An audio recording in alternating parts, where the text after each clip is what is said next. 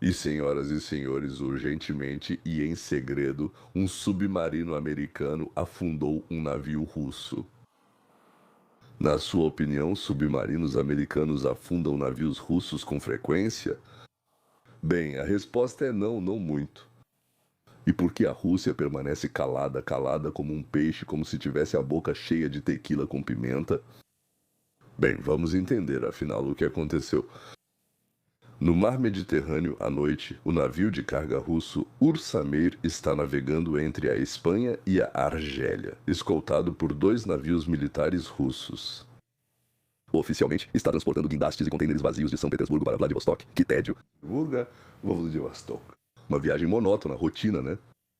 Logo surge a dúvida, por que um comboio militar? 2 navios militares para proteger. Proteger o quê? Contêineres vazios ou guindastes? Às 21h50 horário local, algo atingiu o casco do Ursamer por baixo, silenciosamente, sem fogo.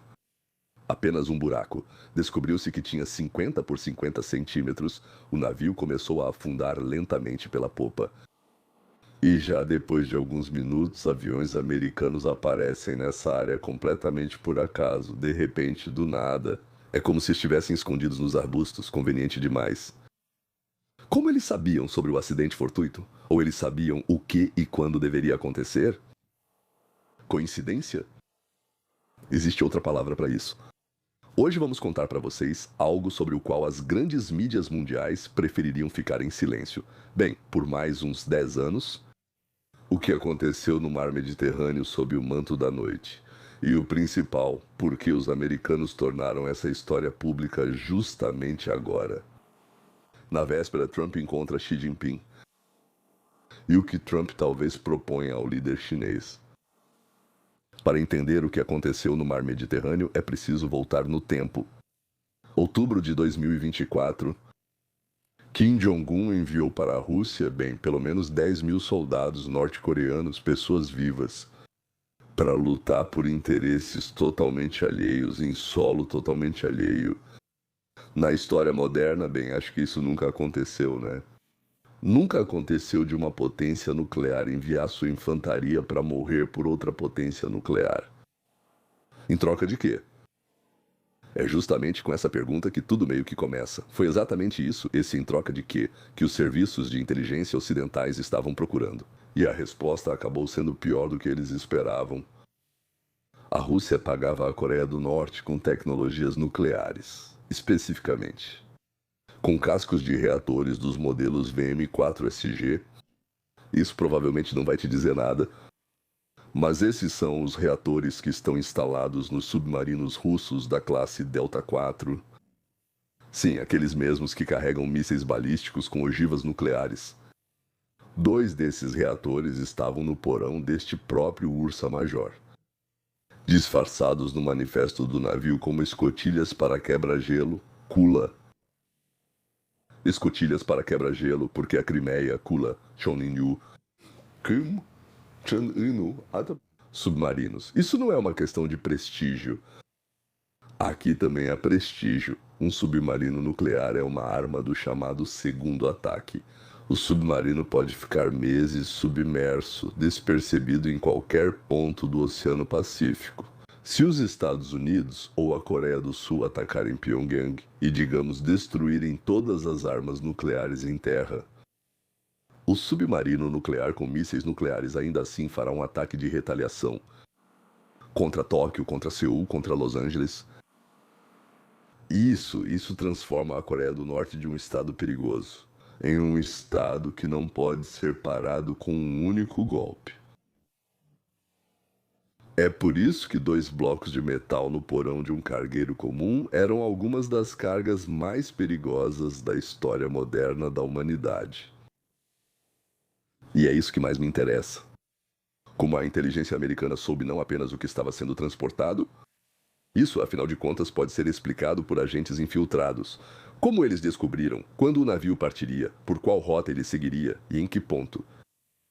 E quando no mar Mediterrâneo ele estaria exatamente nesse minuto específico? Não sabemos quem foi exatamente o responsável pelo vazamento. Mas o próprio fato de que a operação foi realizada com precisão cirúrgica mostra que, bem, não foi sorte ao acaso. Esse é o resultado de um trabalho minucioso. Então a inteligência já sabia, restava, como se diz, agir. Urso Maier saiu de São Petersburgo. Oficialmente, o destino era Vladivostok pelo canal de Suez. Na verdade, de acordo com a investigação espanhola, a Espanha abriu uma investigação. O capitão do navio, Igor Anisimov, sabia que o destino final seria o porto norte-coreano de Rasson. Porto norte-coreano de Rasson. Lá, guindastes aguardavam para descarregar os reatores. Toda a história sobre a rota São Petersburgo-Vladivostok era apenas uma cobertura.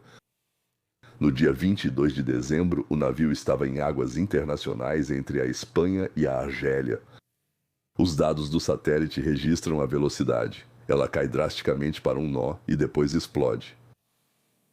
De acordo com a investigação espanhola, como eu já disse, foi encontrado um buraco de 50 por 50 centímetros no casco, com as bordas dobradas para dentro.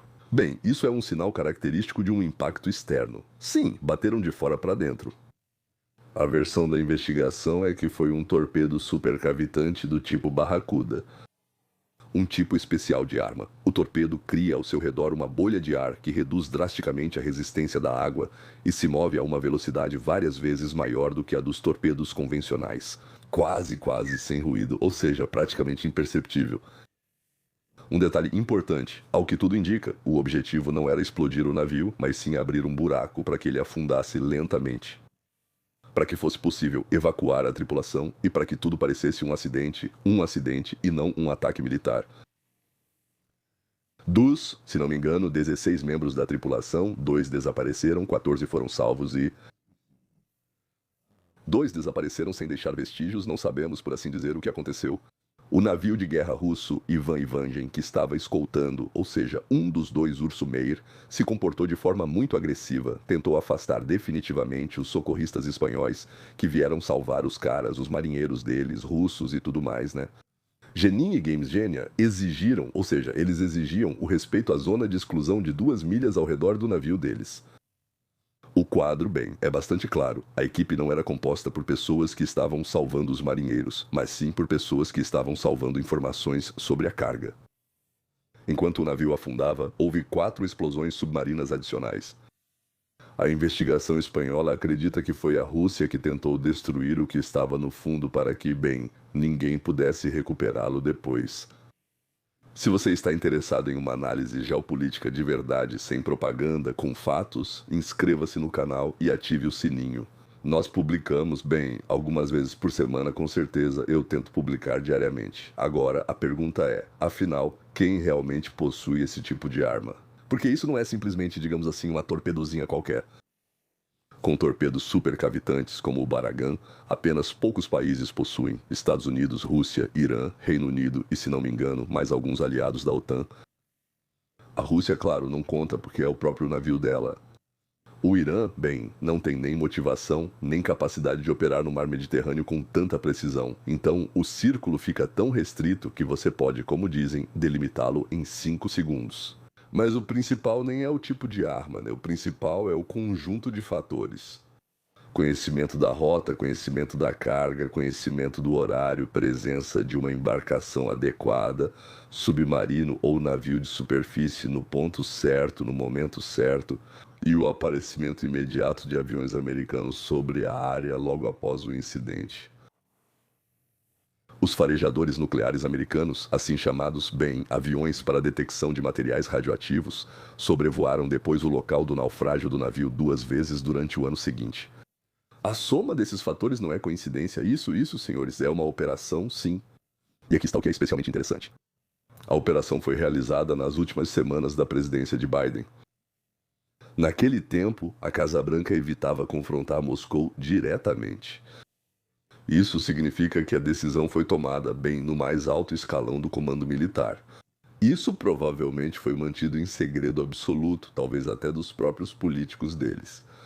Nos últimos 2 ou 3 anos de sua presidência, Biden não tomou decisões independentes. Alguém tomava as decisões por ele. Obama já está nos bastidores, sim. A elite militar que agia por sua própria conta e risco. Talvez Não se pode simplesmente dar ao mundo uma Coreia com uma frota de submarinos nucleares, como dizem. E fizeram o que era necessário sem informar ninguém. Talvez todas as 3 respostas ao mesmo tempo.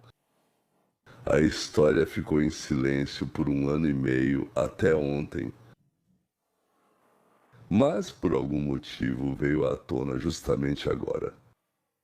Dia 13 de maio, consequentemente, em nosso ano de 2026, a CNN publica uma investigação completa mais de 1 ano após o acontecimento. De repente, do nada. E a pergunta, na verdade, é sobre o quê? Por que de repente? E em alguns dias, Trump vai se encontrar com Xi Jinping. É preciso entender algo que a mídia ocidental insiste em não explicar. Alguns tentam esconder, outros mostram ódio ao Trump e outros agem diferente. A Coreia do Norte não é um jogador independente. Pyongyang existe exatamente enquanto Pequim considerar útil. Como um tampão ou algo assim, sim, como um cão de guarda. Sem o apoio chinês, combustível, alimentos, canais financeiros, o regime de Kim não dura nem 1 ano. Agora imagine a cena. Trump senta-se em frente a Xi e não põe uma nota de protesto sobre a mesa. Que protesto? Com um sorriso encantador, um relatório de inteligência impressionante, sabemos que a Rússia transferiu tecnologia nuclear para a Coreia do Norte. É isso que vocês querem? Vocês querem que a Coreia, que vocês controlam como marionete, tenha submarinos que, se algo não agradar, possam lançar mísseis até mesmo na direção de vocês? Nós já paramos isso uma vez. Na próxima vez, vamos impedir isso de outro jeito, aproveitando uma pergunta. E onde, afinal, estava a inteligência chinesa? Sabia, a China sabia. Supostamente não sabia de nada. Aliás, sobre o petróleo iraniano também. Pelas mesmas esquemas obscuras, o petróleo iraniano chega à China. Pessoal, vamos conversar seriamente sobre todos esses assuntos agora. Vocês querem explodir o mundo pelos ares de vez? Tudo bem, vamos competir, como se diz, mostrar quem tem mais força. Isso é chamado de argumento de negociação. E como você pode ver, os americanos têm o argumento deles. Essa história se tornou pública não por acaso. Ela se tornou pública exatamente quando isso era mais vantajoso para Donald James Trump. Resultado: 2 reatores nucleares estão no fundo do mar Mediterrâneo. Dizem que lá a profundidade chega a 2,5 quilômetros. A Coreia do Norte não os recebeu. Bem, pelo menos não desse navio. Deus sabe, talvez eles tenham enviado algo para lá de outra forma. Mas isso significa uma coisa simples. O sistema de contenção funciona. Não perfeitamente, não sempre, nem sempre onde deveria funcionar. Nem sempre onde gostaríamos. Mas no momento crítico, alguém tomou uma decisão. Preparou e executou a operação com eficiência, quase sem vítimas. O destino dessas 2 pessoas é incerto. Podem estar presas ou em outro lugar. Só Deus sabe onde estão. Apenas os levaram porque não eram marinheiros e sim outro tipo de pessoal. Não sabemos nada. Sabemos de 2 pessoas desaparecidas. Estamos com pessoas desaparecidas. Alguém impediu um dos atos mais perigosos de proliferação nuclear das últimas décadas. O mundo é mais complicado do que nos dizem, e às vezes é assim mesmo que ele deve funcionar. Se este vídeo foi útil para você, deixe seu like. Isso realmente ajuda o canal, não é? Inscreva-se se ainda não for inscrito e deixe um comentário. Na sua opinião, os americanos agiram corretamente ou não? Bem, como dizem, em águas internacionais não se pode atacar, digamos, um navio de outro país. A gente não fez um buraco no porão, lembra do Aibolite 66? Espero vocês no próximo episódio. Vamos informar vocês sobre todos os detalhes da visita mais importante do nosso milênio, como já disse Trump. Minha reportagem sobre as primeiras horas desse encontro, bem, vai sair, eu acho, muito em breve. Até logo.